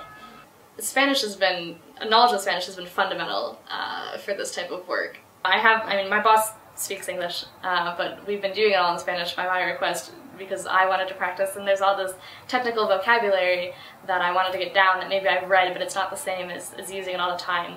It's one thing to sit and be able to do research and all that, and that's great, but at the same time, you're here, you're in a new place, you're in a new country, and you have to take advantage to get out and see what's going on in the world. So yeah, just going out to different places, different markets, traveling. I was in Uruguay last weekend, getting out and about, talking to people. I think it's just given me a kind of a renewed ambition for work in this field, and getting to find something that I really like, to say this really is my interest. I think the IFP is as big as you make it, and that means preparing before coming to the country, really being sure about what you want to do, what research you want to do, and also when in the country making great connections. That means not just, with people at your job, but also people in the community. Explore, be thoughtful, be considerate, and be open-minded. But most of all, IFP is only as big as you make it, and that could be really big. My IFP has been quite a giant, and I think that's because I take it seriously. I love the country, and I take my experience and what I'm bringing here and what I can also get out of it, I take that very seriously. And I think if you do that, IFP could have the chance not just to be a 2-month experience, but to be ongoing. I plan on coming back and living here based on this experience. So without it, I would have just been in Brooklyn.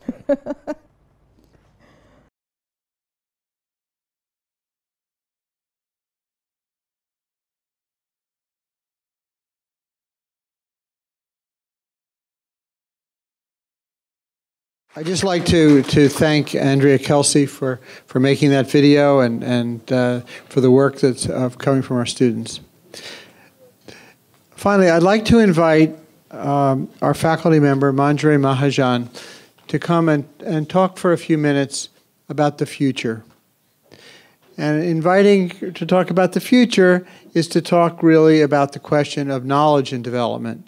It's not that I think people have learned a lot, but the real question is how do we learn? I realize that the time is getting a little long, but I think Manjari's got some important things to tell us. Please, welcome.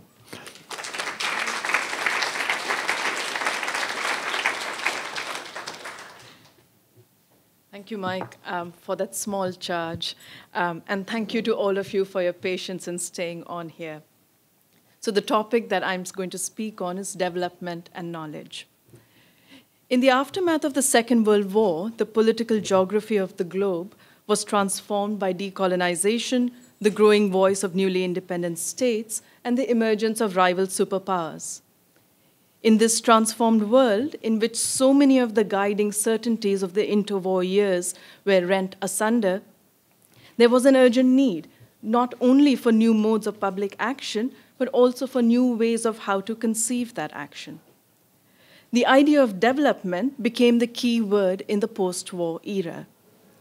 It gathered in its fold many resonances about how rich countries were to relate to poor ones, how public policies were to be designed and implemented, what the role of science and social science was to be, how newly independent countries conceived of what they were to do with their independence, and of course of how the two superpowers perceived each other and those within the ambit of their influence.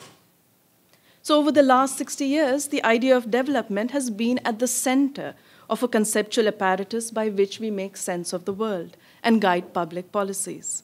It is this idea that has undergirded so much of the collective energy of the past several decades. And of course, this idea has produced a real proliferation within academia, and especially within the social sciences, of theories, tools, and critiques. What I wish to focus on this evening is the following question. What informs the knowledge on which this vast development enterprise rests? Is there some distinctive orientation to the conceptual framework that anchors the ideas and practices of development? In a more speculative vein, I also want to consider how this knowledge about development, which has served as an epistemic beacon for so long, produces its own lengthening shadows, prompting us perhaps to come up with new ways to think about development. After all, the old fault lines of the 20th century have changed, and in many different ways. We live in times when much of the confidence in knowledge as a guide to public action has a ring of uncertainty around it. For instance, do we really know the economy? Is it clear what our posture should be towards growth or even capitalism under conditions of progressive environmental degradation? More basically, does it make sense anymore to divide up the world between the developed and the underdeveloped when the table at which we sit on is a round table where each has relatively easy access to knowledge? So in the end, I'll probably leave you with more questions than answers, but I do think these questions have some salience with regard to how to think about socioeconomic change in contemporary times. And I also think that perhaps this program in international affairs is uniquely placed to pursue some of these questions because of its vital commitment to multidisciplinarity and to bridge the distinction between producers of knowledge and the implementers and actors. So let me turn to what I think the orientation of the knowledge about development is. I want to suggest to you that the conceptual framework of development, despite its numerous specific and distinctive interventions, has been marked by the persistence of three defining features. They are, first, an orientation towards progress, second, an orientation towards prediction, and finally, a commitment to normativity, by which I simply mean an orientation that is committed to answering the question, what should be done? So what do I mean by these orientations? Let me say a bit more about that. The narrative of progress has long underwritten development discourse. The idea of progress has been deeply appealing not only to those in rich countries looking to do good, but also those in poor countries who aspired for social and economic betterment for their own people. Signposts of this triumphant march are ubiquitous: discovery of antibiotics, Green Revolution, the iPhone, and so on. Of course, there have been sharp critiques of these signposts and indeed of the very idea of progress. For the time being, I want to set aside these important critiques. What I want to focus on is how a commitment to progress, indeed a presumption of progress, has determined at an epistemic level how to define the problem of development. For instance, the idea of progress invariably ties development to ideas of growth. We are all familiar with ubiquitous graphs and plot lines of growth in GDP, literacy, employment, longevity. Even when development is understood not merely in terms of economic growth, but in a more capacious sense of increased individual freedoms, there is nonetheless an imperative to measure improvements. At one level, this orientation towards growth is understandable, because how else would one address problems of deprivation without growing the set of desirable goods? At another level, however, this progressive orientation removes from the table consideration of categories and concepts that cannot be easily mapped onto an ascendant curve. So let me give you a couple of examples. The fact that improving people's lives may involve structures of dignity and facilitating their self-respect, as the term Ubuntu in the 1996 South African Constitution enjoins, and not merely be about just increasing their incomes or longevity. Now, such a notion is very difficult to map onto a progressive model. It is not easy to quantify or find proxies for dignity without stripping it of its constitutive logics. Similarly, a progressive orientation is inhospitable to the idea that in urban contexts, perhaps one of the things we should be considering is not only growth in employment and income and so on, but also whether we are building fundamentally livable cities. You know, coming from a city that's truly unlivable, this is a question that I sometimes think about. That's Bombay, not New York. But the concept of livable cities is quite messy. It does not lend itself easily to a progressive logic. It is tilted towards understanding social and technical arrangements that are suffused with a moral vision, perhaps even with a vision of living in fulfilling ways at lower equilibria. So my point here is not to altogether dismiss progressive logics, but to emphasize that we have to do work to come up with concepts, categories, and frameworks that are not axiomatically anchored in a need for growth or other stand-ins for progress. We are, after all, in the midst of a financial crisis. Perhaps there is no more pertinent time than today to consider questions that de-link the meaning of a good life and a good society from the logic of growth. For what, after all, does growth mean in a time of fiscal crisis? And how should we understand the meaning and value of growth in a time when we are trying to forge environmentally sustainable trajectories? So let me turn to what I call the orientation towards prevention that development knowledge is characterized by.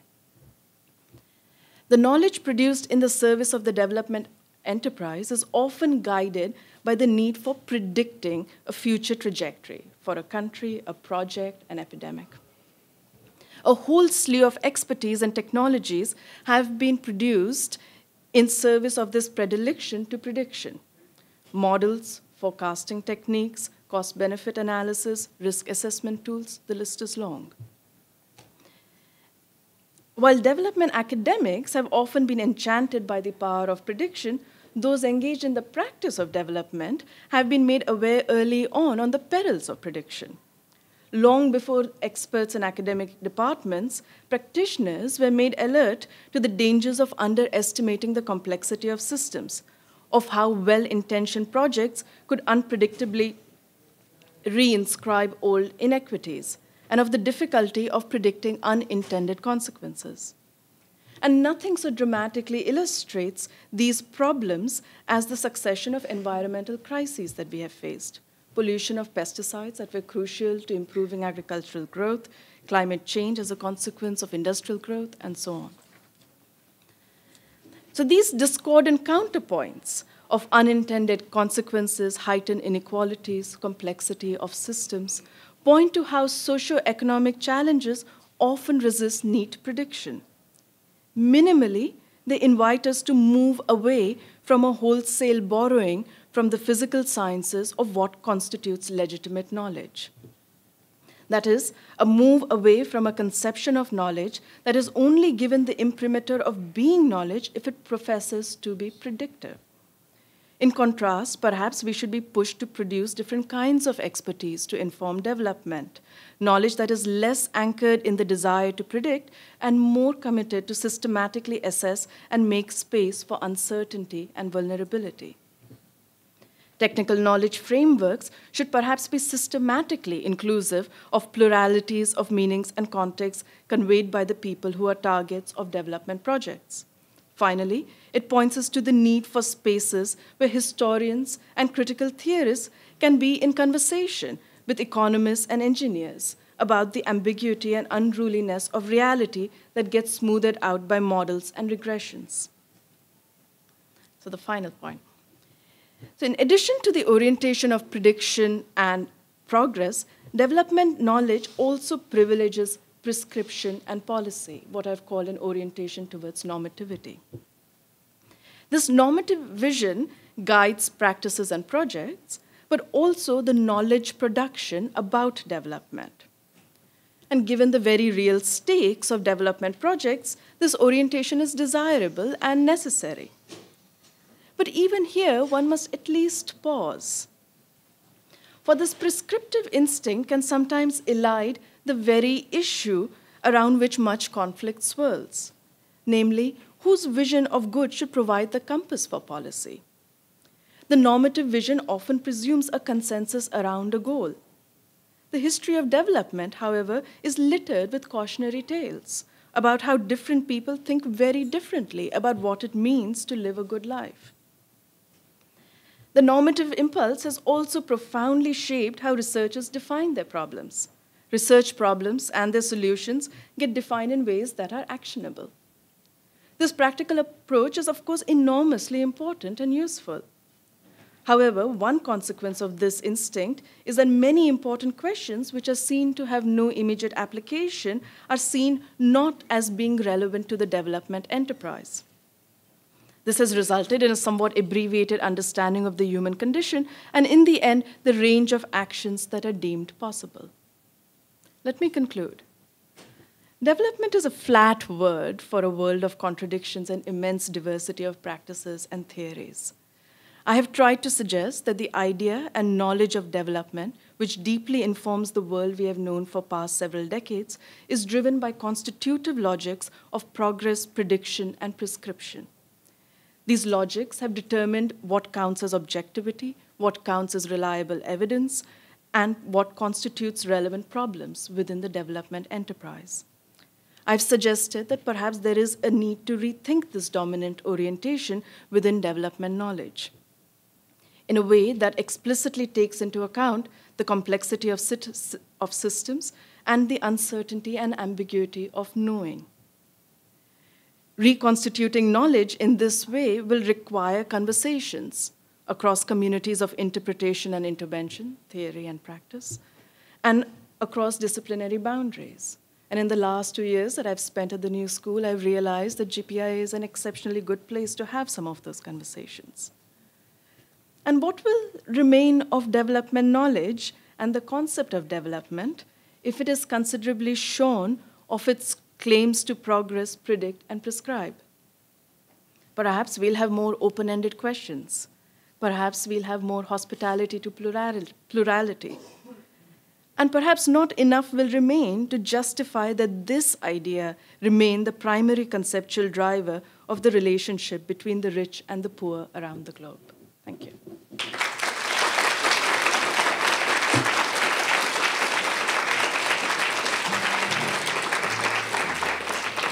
Thank you very much, Manjari. Well, we've tried this evening to show many dimensions of what the program has been. We've had our students speak. We've had some evidence of the field. We've had a statement about knowledge and development suggesting that the questions are wide open. When we started 10 years ago, the questions were wide open. They're still wide open, and we've got more questions. So there's lots to do and lots to think about. I'd just like to thank everybody who's been involved, and I'd like to invite you all to a reception here. Some of our students will help clear the chairs, and we hope we have a party for a good long time. Thank you very much.